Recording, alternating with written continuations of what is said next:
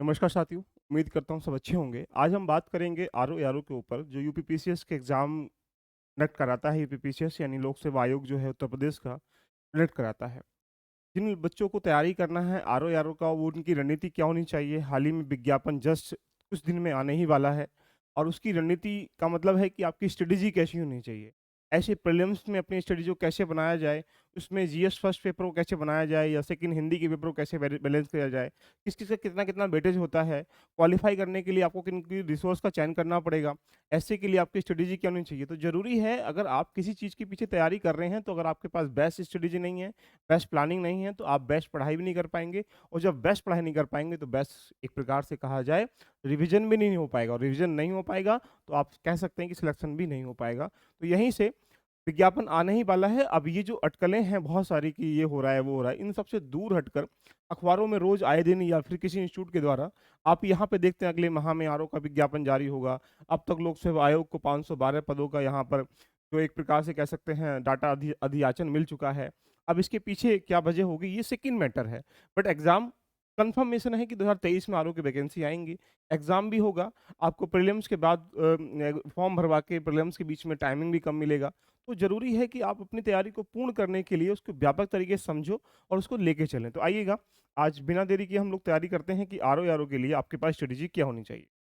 Basically सबसे पहली ज़रूरत नीड होती है हमें जब भी हम कोई किसी एग्ज़ाम की तैयारी करते हैं, उस एग्ज़ाम की तैयारी को करने से पहले ये जान लीजिएगा कि इसका सिलेबस क्या है, राइट? क्योंकि हमें उस दिशा में चलना है, दिशा में एग्ज़ाम पूछ रहा है। सिलेबस का मतलब ये नहीं कि 2 पेपर होते हैं, मेंस में 3 पेपर होते हैं, कुछ ऐसा ये सिलेबस नहीं है, ये पैटर्न है। सिलेबस का मतलब ये होता है कि यहाँ पे अगर जीएस फर्स्ट पेपर में अगर 140 क्वेश्चन जो हैं, यहाँ पे जीएस के आ रहे हैं, तो उसमें किस-किस का कहाँ-कहाँ से वेटेज है। अगर सिलेबस को तुम जान जाओगे तो सिलेबस के बाद आपकी चुनौती हो जाती है कि हम किस रिसोर्स से इसको रेडी करें, जिसके माध्यम से हम इसको बेस्ट स्ट्रेटेजी के साथ, बेस्ट कंटेंट के साथ हम लोग इसको डिलीवर कर पाएँ या दिमाग में रोक पाएँ और एग्ज़ाम को क्वालीफाई कर पाएँ। सबका लक्ष्य यही होता है सामान्यतः कि हम एग्ज़ाम की तैयारी इसलिए करते हैं कि हम सफल हो जाएँ। लेकिन डिपेंड करता है कि उनको सिलेबस का पूरा ज्ञान नहीं होता है, यहाँ पे रिसोर्स कंप्लीट नहीं होते हैं। ये बहुत ऐसी ध्यान रखना समस्याएँ होती हैं, जहाँ पर हम लोग यहाँ पे कवर नहीं कर पाते हैं। तो रिसोर्स क्या रखें, पहले ही चुनौती है, सिलेबस क्या है, ये चुनौती है एंड तीसरे स्टेप की अगर हम लोग बात करेंगे तो यहाँ पे आप कह सकते हैं कि एक सेकंड, यहाँ पे हम ये कह सकते हैं रिसोर्स आपने इकट्ठा कर लिया, अब आपको उसको लर्न कैसे करना है, आपको रीड कैसे करना है।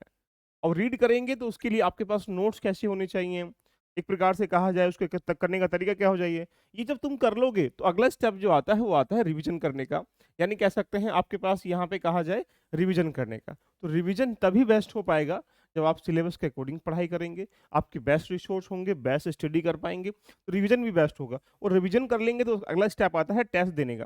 तो टेस्ट इसलिए ज़रूरी होता है कि हमारे वीक एरियाज को डिफाइन कर लेता है कि कहाँ से कितना-कितना कैसे प्रश्न आता है। तो आइए पहले हम पूरे व्यापक तरीके से आरओ-एआरओ की कहानी को समझने का प्रयास करते हैं और जानते हैं कि हमें किस तरह से पढ़ाई करनी चाहिए। ये कुछ सामान्यतः नॉलेज है। According to the UPPSC RO ARO का जो कैंडिडेट है, उसकी एज कितना होती है? 21 से 40 के बीच में होती है। And otherwise SC, ST, OBC के लिए और भी यहाँ प्रिविलेज यानी कह सकते हैं कुछ रिलैक्सेशन किया गया है। इसके बारे में आप यहाँ नॉर्मल तरीके देख सकते हैं। इसमें भारतीय व्यक्ति ही भर सकता है, नॉर्मली बात है, विदेश का आदमी तो आके भरेगा ही नहीं। तो कुछ ये बेसिक-बेसिक बातें हैं जहाँ पर आप ये कह सकते हैं कि आप इसको क्वालीफाई कर सकते हैं, दे सकते हैं। लेकिन अब हम बात करें यहाँ पे चरणों में अगर एग्ज़ाम की स्टैंडर्ड को देखा जाए, तो प्री का स्ट्रक्चर क्या होता है, मेन का स्ट्रक्चर क्या होता है, या प्री के जो 2 पेपर होते हैं, एक हिंदी का, एक जीएस का, या मेन के 3 पेपर जो होते हैं, एक एस्से का, एक हिंदी का और एक यहाँ पे जीएस का। तो इनकी कहानी को समझते हैं कितना-कितना वेटेज कहाँ से आता है, फिर समझेंगे हमें क्या करना चाहिए इसकी स्ट्रेटेजी के लिए। तो सबसे पहले अगर आप प्रीलिम्स में जाओगे, प्रीलिम्स के 2 पेपर एक ही दिन में होते हैं। पहला पेपर जिसको जीएस 1 कहते हैं, उसका जनरल स्टडीज़ कहते हैं। यहाँ 140 क्वेश्चन आपको सामान्यतः कहा जाए जीएस से दिए गए। कहाँ-कहाँ से आते हैं ये भी बात करेंगे। 140 क्वेश्चन 140 मार्क्स के ही होते हैं। 120 मिनट में आपको यहाँ पे इसको 2 घंटे में करना होता है। उसके बाद 1 घंटे का पेपर और सेकंड पेपर होता है जिसको जीएस 2 कहते हैं। ये सामान्यतः किसका होता है? हिंदी का होता है। यहाँ पे 60 क्वेश्चन आपको दिए जाते हैं। 60 क्वेश्चन कहाँ-कहाँ से आएँगे ये भी हम डिफाइन करेंगे और ये 60 ही नंबर के होते हैं। यानी हम कह सकते हैं कि 60 मिनट में आपको करने होते हैं। कुल मिला के आपको 200 क्वेश्चन जो है 200 ही नंबर के यहाँ पे दिए गए होते हैं। तो यहीं से कहा जाए प्रीलिम्स क्वालीफाई करने के लिए आपको यहाँ पे आउट ऑफ 200 में से पूरी कहानी आपको करनी होती है। ये एक प्रीलिम्स का ढांचा है। लेकिन अगर प्रीलिम्स के ढांचे के बारे में अगर हम चर्चा करेंगे कि सर इसकी कट ऑफ कितना जाता है, कुछ थोड़ी सी बात जानने का प्रयास करेंगे, क्योंकि अगर 200 नंबर का प्रीलिम्स हो रहा है तो 200 में सामान्यतः अगर एवरेज देखा जाए तो जनरल की कट ऑफ जो है 125 से 130 के बीच में लास्ट ईयर के कुछ अनुमान लगा दिया जाए इतना रहती है। अगर एससी की बात करेंगे तो 105 से 112 के बीच में रहती है, और यहाँ पे ओबीसी की बात करेंगे 118 से 123 के बीच में रहती है। एंड बाकी जो एससी एसटी 100 105, बाकी पीडब्ल्यूडी उनके अलग अलग तरीके से रहती है। लेकिन अगर हम ये कहें तो प्रीलिम्स में अगर यहाँ पर 200 नंबर से आउट ऑफ हो रहा है तो ये मान के चलें कि आपका जो टारगेट है 130 प्लस होना चाहिए। अगर जब तक आप 130 प्लस का टारगेट सेट नहीं करेंगे तब तक आप मान के चलें कि आरओ का प्रीलिम्स क्वालिफाई नहीं कर पाएंगे। आइएगा थोड़ी मेंस की कहानी को भी समझने का प्रयास करते हैं, जानते हैं पूरी कहानी। अगर आप इसको क्वालिफाई कर लेंगे तो क्वालिफाई करने के बाद आप फिर आते हैं मेंस की तरफ। मेंस में सामान्यतः 3 पेपर होते हैं और 3 पेपरों को कहा जाए वन बाई वन करके आपको समझाता हूं। अगर पहले पॉइंट में जाएंगे तो यहाँ पे पहला पेपर हो जनरल स्टडीज का होता है। जनरल स्टडीज में अगर देखा जाए तो यहाँ पर आपको 120 क्वेश्चन दिए जाते हैं, 120 नंबर के ही होते हैं, 120 मिनट में ही करने होते हैं। यानी 2 घंटे में 120 क्वेश्चन 120 नंबर के आपको जीएस फर्स्ट पेपर में करने होते हैं, जो ये अलग इसका पेपर होता है। फिर जीएस 2 में आओगे तो उसके 2 पार्टों कन्वर्ट कर रखा, पार्ट नंबर 1, पार्ट नंबर 2। यहाँ पे जनरल हिंदी और ड्राफ्टिंग टाइप के कह सकते हैं, एक आलेख वगैरह या पत्र वगैरह, ये सारी चीजें इसमें होती हैं, बताएंगे सिलेबस में। लेकिन यहाँ पे 100 क्वेश्चन होते हैं, 100 नंबर के होते हैं, और यहाँ पे आपको कहा जाए तो 2.5 घंटे में करना होता है। सेकंड जो है यहाँ पे 60 क्वेश्चन होते हैं, 60 नंबर के होते हैं और 30 मिनट में से करने होते हैं। तो यानी वोकैबुलरी है, कुछ कन्वर्ट करना होता है, बताएंगे कैसे कैसे करना होगा। कुछ वर्डों को हिंदी से इंग्लिश में, इंग्लिश को हिंदी में कन्वर्ट करना होगा। तो कुल मिला के कहा जाए जीएस 2 पेपर जो है यहाँ पे 160 नंबर का बन जाता है, ये रहा आपसे 160 नंबर का, और यहाँ पे 100 120 नंबर का ये रहा। तो कुल मिला के 120 और 60 अगर हम लोग काउंट कर लेंगे तो आप बोलेंगे सर 280 हो जाएगा। 280 के यहाँ पे जीएस फर्स्ट पेपर, और यहाँ पे क्या हो चुका है, हिंदी का पेपर हो चुका है, जिसको हम जीएस पेपर 2 के नाम से कहते हैं। जीएस 3 में जाएंगे तो यहाँ पे एक एस्से का पेपर होता है। यहाँ आपको देखा जाए 3 खंडों से 3-3 ऐसे दिए जाते हैं, वहाँ पे एक एक ऐसे आपको लिखना होता है। और कहा जाए यहाँ पे 3 ऐसे आपको लिखने पड़ेंगे। एक ऐसे जो होता है यहाँ पे आपको 40-40 नंबर का दिया जाता है, और प्रत्येक ऐसे की जो लेंथ होती है लगभग सामान्यतः 600 वर्डों के बीच में होती है। ये बहुत इंपॉर्टेंट है, कितना 180 मिनट में, यानी 3 घंटे में लिखना होता है। कुल मिला के अगर मेंस की हम लोग बात करें तो मेंस जो है यहाँ पे आपको 400 नंबर का क्या होता है, आरओ में मेंस होता है। रही बात कट ऑफ की, अगर लास्ट ईयर की कट ऑफ को एक एनालाइज करा जाए तो वहां पे कट ऑफ कितना रहती है ये भी जानने का प्रयास करें। तो सामान्यतः अगर जनरल की बात करेंगे तो यहाँ पे 265 से लेकर 275 के बीच में, आउट ऑफ कितना 400 से। तो आप देख लीजिएगा आपको टारगेट कितना सेट करना है। यानी मेंस में भी आपको जो टारगेट सेट करना है लगभग कहा जाए 290 या 300 के आसपास सेट करना है, जिससे आप लोग बेहतर कर पाओ। अब तुम्हें ये कैसे कैसे करना है कि आप जीएस में कितना ला सकते हैं, हिंदी में क्या आपका वेटेज है, और एसए में क्या स्ट्रक्चर है, क्योंकि एसए की भूमिका भी 120 नंबर काफी अच्छी बन जाती है। राइट। अब यहाँ एसटी की बात करेंगे 230 के अराउंड, यहाँ 259 230 कुल मिला के कहा जाए एक बेसिकली एक अनुमान है जहाँ पे इतनी कट ऑफ रहती है, और इसके आधार पर हम लोग तय कर लेते हैं। आइए वन टाइम आप समझते हैं सिलेबस के सापेक्ष में कि यदि आप तैयारी करना स्टार्टिंग कर रहे हैं तो उसके सिलेबस को व्यापक तरीके से कैसे समझना पड़ेगा। अगर आप यहाँ पर पेपर 1 की तरफ आएंगे तो पेपर 1 में अगर आप देखेंगे तो मैंने कहा था आपसे कि 140 नंबर के 140 क्वेश्चन पूछे जाते हैं, जिसको जीएस फर्स्ट पेपर कहते हैं। ये प्रीलिम्स की कहानी है आपकी, और प्रीलिम्स में देखा जाए तो ये एक स्ट्रक्चर है जहाँ से प्रश्न पूछे जाते हैं। History of India, movement, Indian movement है, इंडियन पॉलिटी है, इकोनॉमी है, कल्चर है, ज्योग्राफी है, national resources of India and world geography, population, ecology and urbanization है, इंडियन एग्रीकल्चर है, कॉमर्स एंड ट्रेड है, जनरल साइंस है, करंट अफेयर है, एंड बेसिक नॉलेज जो भी बेसिकली कहा जाए होती है आसपास की मिसलेनियस में, एजुकेशन वगैरह से। कुल मिला के 8-9 पॉइंटों से यहाँ पे 140 क्वेश्चन पूछे जाते हैं। ये एक सिनेरियो है जो सिलेबस है, लेकिन सिलेबस का मतलब है कि पॉइंट सब्जेक्ट लिख दिए गए हैं। अब इसके अंदर तुम्हें जाना है, लाइक पॉलिटी के अंदर जाना है, ज्योग्राफी के अंदर जाना है, हिस्ट्री के अंदर जाना है। ये बहुत बड़ी चुनौती बन जाती है कि सिलेबस को बहुत आराम से कैसे पढ़ना चाहिए। अगर हम जीएस 2 की बात करेंगे तो ये कितने क्वेश्चन आते हैं, बोलेंगे सर 60 क्वेश्चन आते हैं। 60 क्वेश्चन की कहानी जो है यहाँ पे इसके आधार पर दी गई होती है। तो कुल मिला के कहा जाए प्रीलिम्स और मेंस में अगर हम लोग देखें हिंदी के सापेक्ष, अभी हम चर्चा कर रहे थे, यहाँ पे आपके पास जो 60 नंबर की जो हिंदी आती है जीएस 2 में, यहाँ पे 6 पॉइंटों में आपको यहाँ पे देखा जाए 60 नंबर में 60 ही क्वेश्चन आपको मिलेंगे। यानी एक क्वेश्चन 1 नंबर का होगा।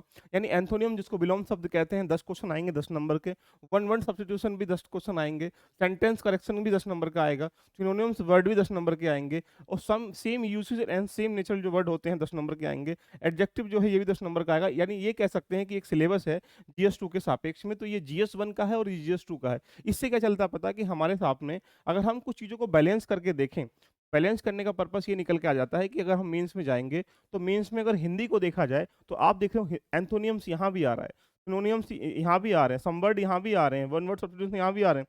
यानी कुछ ऐसा सिलेबस क्या है कॉमन है, जो प्री में भी, मेंस में भी। जीएस फर्स्ट पेपर में अगर आप जाओगे, तो जीएस फर्स्ट पेपर में अगर आप यहाँ पे जाओगे, तो आप देखने को मिल रहा होगा कि यहाँ पे जो सिलेबस है, यही जो सिलेबस ये जीएस प्री में है फर्स्ट पेपर में, प्री के अंतर्गत जीएस फर्स्ट पेपर में है, यही पेपर मेंस के जीएस फर्स्ट पेपर में है। तो यानी कोई चेंजिंग नहीं है, ये भी सेम है और ये भी सेम है। हिंदी की बात भी करें तो हिंदी का पेपर भी क्या है, यहाँ पे देखा जाए सेम एस निकल के आ जाता है। तो हमारे अगर देखो ये क्या है, ये मेंस का जीएस फर्स्ट पेपर है, जिसमें आप यहाँ देख सकते हैं कि ये सेम है सिलेबस किसका है, मेंस का। जो प्री में है वही मेंस में है, कोई चेंजिंग नहीं है। अगर हम मेंस में जीएस 2 पेपर की बात करेंगे, तो आप यहाँ पे देखा जाए हिंदी का पेपर कन्वेंशनल 1, कन्वेंशनल 2 कह सकते हैं। वोकैब्युलरी देखो यहाँ पे एंथोनियम्स, सेंटेंस करेक्शन है, वन वर्ड सब्स्टिट्यूशन है, word of have the same meaning है वगैरह पूछेगा, ऑब्जेक्ट एडजेक्टिव है। तो जहाँ पे वहाँ 10 वर्ड पूछ रहा था, यहाँ पे वो 6 वर्ड पूछ रहा है, बस इतना अंतर किया, बाकी सेम है। बाकी इसमें जाएंगे तो इंग्लिश टू हिंदी आएगा, इंग्लिश हिंदी टू इंग्लिश आएगा, इडियम फ्रेजेस आ जाएगा, कंप्यूटर नॉलेज आ जाएगा। यानी यहाँ पे इंग्लिश से हिंदी में 5 वर्ड आपको देगा, वो कन्वर्ट कराने के लिए बोलेगा। तो ऐसे एक प्रकार से ऑफिशियल डेमो या ऑफिशियल लेटर वगैरह क्या होते हैं, मेमो डेमो सर्कुलर क्या होता है, तो यानी कुछ एक प्रकार से रिपोर्ट्स रिमाइंडर वगैरह क्या होती हैं, कुछ ऐसा एक प्रकार से कह सकते हैं जो हिस्ट्री का बेसिकली आप आरओ बन रहे हैं, रिव्यू ऑफिसर बन रहे हैं, आप एक प्रकार से असिस्टेंट के रूप में काम करेंगे, आप सचिवालय में काम करेंगे, आप आयोग में काम करेंगे। तो वहाँ लेटर कैसे टाइप होते हैं, तो ये आपके पास एक भाषा शैली का होना बहुत जरूरी है।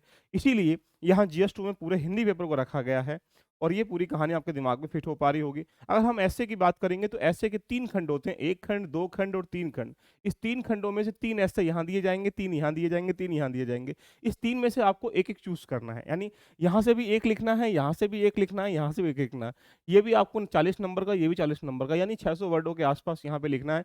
कुल मिला के कहा जाए तो 120 नंबर का जो ऐसे हो रहा है, ये महत्वपूर्ण भूमिका निभा रहा है। ये अगर अपनी स्ट्रेटेजी को अब आप बिल्कुल प्रीलिम्स का जो जीएस फर्स्ट पेपर है, मेंस का जो जीएस फर्स्ट पेपर है, दोनों सेम है, इसलिए उसको डीप नॉलेज से पढ़िएगा, डेप्थ में पढ़ाई करिएगा।